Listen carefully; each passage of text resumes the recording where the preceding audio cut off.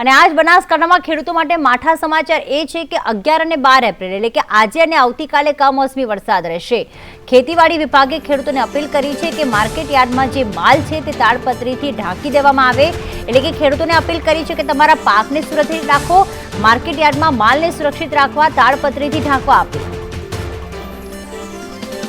ધવલ અમારી સાથે જોડાઈ ગયા છે। ધવલ, દર વખતે એ જ થતું હોય છે કે કમોસમી વરસાદ વરસતો હોય છે, માર્કેટ યાર્ડમાં આખો માલ પલળી જતો હોય છે, નુકસાન વધતું હોય છે, પણ આ વખતે આગોતરી એક જાણ કરવામાં આવી છે।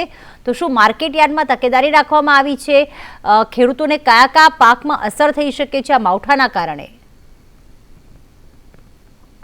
પ્રીતિ, ચોક્કસથી વાત કરવામાં આવે તો હવામાન વિભાગ દ્વારા તારીખ 11 અને 12 એપ્રિલે બનાસકાંઠા જિલ્લા પ્રીતિ ચોક્કસથી વાત કરવામાં આવે તો હવામાન વિભાગ દ્વારા તારીખ 11 અને 12 એપ્રિલે બનાસકાંઠા જિલ્લામાં કમોસમી વરસાદની આગાહી કરાઈ છે અને આગાહીને લઈને બનાસકાંઠા જિલ્લાનું આપત્તિ વ્યવસ્થાપન અને ખેતીવાડી વિભાગ છે તે પહેલેથી જ એલર્ટ મોડમાં છે। બનાસકાંઠા જિલ્લાના ખેતીવાડી વિભાગ દ્વારા જિલ્લામાં આવેલા તમામ માર્કેટયાર્ડોને સૂચના આપી દેવાઈ છે કે માર્કેટયાર્ડોમાં જે જણસી તૈયાર થયેલી પડી છે તે જણસીને યોગ્ય સ્થાને મૂકવામાં આવે અને તાડપત્રીથી ઢાંકવામાં આવે। મહત્વની વાત છે કે અવારનવાર જ્યારે કમોસમી વરસાદ થતો હોય છે ને કમોસમી વરસાદને કારણે માર્કેટયાર્ડોમાં રહેલા પાક છે તે પાક પલળી જતા ખેડૂતોને પારાવાર નુકસાન ભોગવવાનો વારો આવતો હોય છે, પરંતુ આ વખતે આ પરિસ્થિતિનું નિર્માણ ન થાય તેને લઈને પહેલેથી જ ખેતીવાડી વિભાગ છે તે એલર્ટ મોડમાં જોવા મળી રહ્યું છે અને જિલ્લાના તમામ માર્કેટયાર્ડોમાં પડેલો જે પાક છે તે પાક યોગ્ય જગ્યાએ મૂકી દેવામાં આવ્યો છે।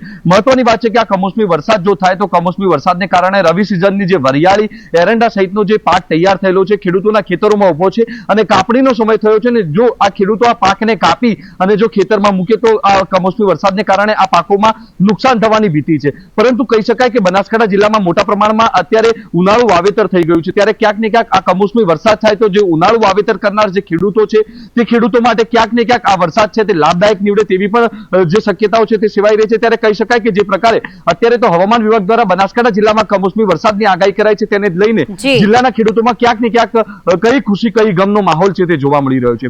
બિલકુલ, આભાર તમામ વિગતો માટે।